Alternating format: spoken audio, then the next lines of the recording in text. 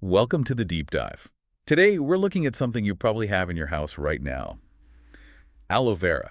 Most of us just grab it for sunburns, right? Yeah. But recent research, it's showing a whole lot more. Really surprising stuff. Mm, Makes you wonder, what else is this plant hiding? exactly. And that's our mission today. We're going to dig into the research, pull out the key findings, basically get past the sunburn hype. We'll look at everything from, its history in medicine right up to how it's being looked at now. Okay, let's dive in.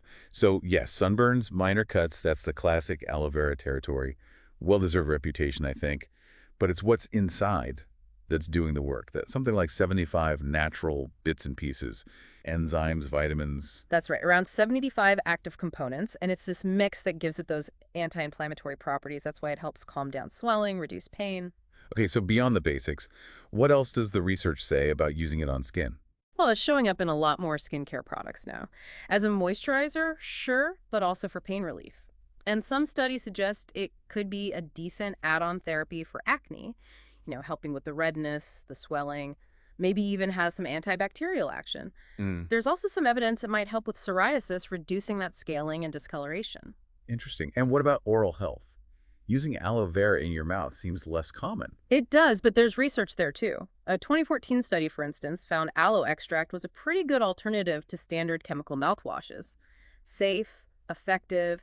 It's got things like vitamin C, which can help fight plaque. Plus, it seems to soothe bleeding or swollen gums, and generally aids healing in the mouth, so potentially good for reducing gum disease symptoms. Wow, okay. And you mentioned wound healing beyond just minor cuts. Yeah, beyond sunburns too. A review in 2022 pointed to aloe gel significantly speeding up healing time for second-degree burns. And just this year, a small study suggested it might be a safe extra therapy for diabetic foot ulcers, though, definitely need more research on that one. Okay, so topical uses are quite broad.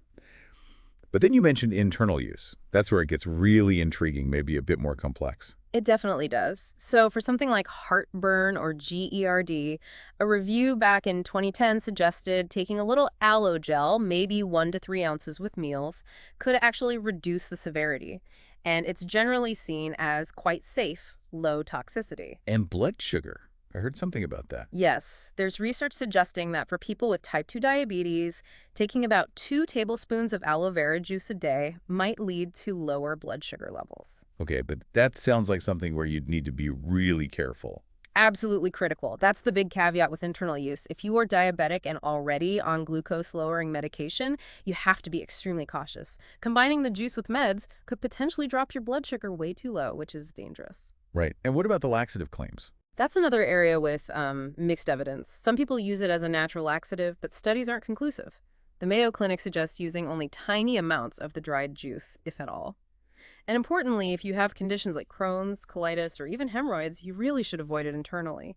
It can cause pretty severe abdominal cramps, diarrhea. Plus, it might interfere with how your body absorbs other medications. It's worth noting the FDA actually made companies remove or reformulate over-the-counter aloe laxatives back in 2002 due to safety concerns. So definitely not something to just casually start drinking then.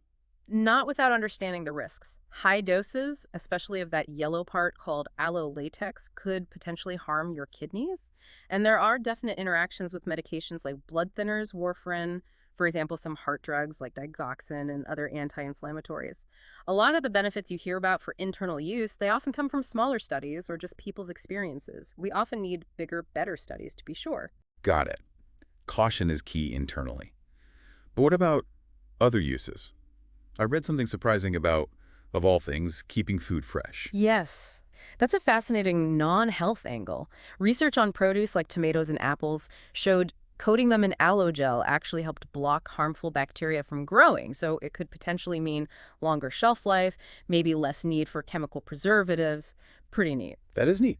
And any other frontiers? Medical potential? Well, there's some very early research looking at a compound in the leaves, aloe It's shown some potential in lab studies for slowing breast cancer growth, but that's very preliminary. Lots more research needed there, obviously. Okay, so even for the topical stuff, the classic use, any final words of caution? Just general common sense, really. Use it sparingly. Maybe 2, 3, 4 times a day is plenty. Be a bit extra careful using it over large areas of skin or on children. Some products mix aloe with other things, like local anesthetics, and using too much could cause problems. Right, so bringing this all together for our listeners, Yeah. what's the main takeaway?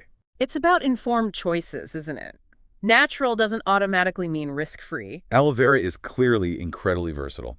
Amazing for skin, potentially helpful for heartburn, maybe even keeps your apples fresh longer. Yeah. But like we've heard, you absolutely have to know the risks, the potential interactions, the caution. Exactly that. The single most important message. Talk to your doctor. Always.